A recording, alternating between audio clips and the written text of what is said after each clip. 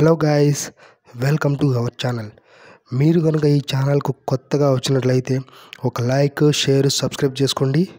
అలాగే ఈ ఛానల్ నుంచి మూవీ అప్డేట్ మీకు తొందరగా రావాలంటే బెల్ ఐకాన్ ఆల్లో పెట్టుకోండి. సో ఇప్పుడు మనం మ్యాటర్లోకి వెళ్ళిపోదాం.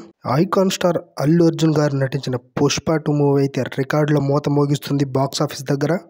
పాత రికార్డ్స్ని బద్దలు కొట్టుకుంటూ కొత్త రికార్డ్స్ని నమోదు చేసుకుంటూ వెళ్తా ఉంది. పుష్ప 2 మూవీ థియేటర్స్లోకి వచ్చి 10 రోజులైనా కానీ ఏమాత్రం జోరు తగ్గలేదు.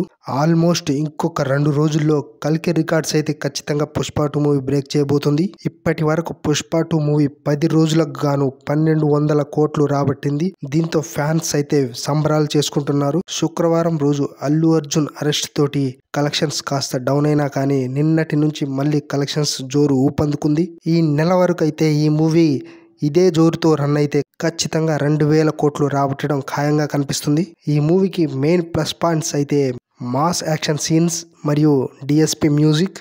ఒక మాస్ మూవీ కేవలం 6 రోజుల్లోనే 1000 కోట్లు కలెక్ట్ చేయడం అనేది ఇది చిన్న విషయం అయితే కాదు.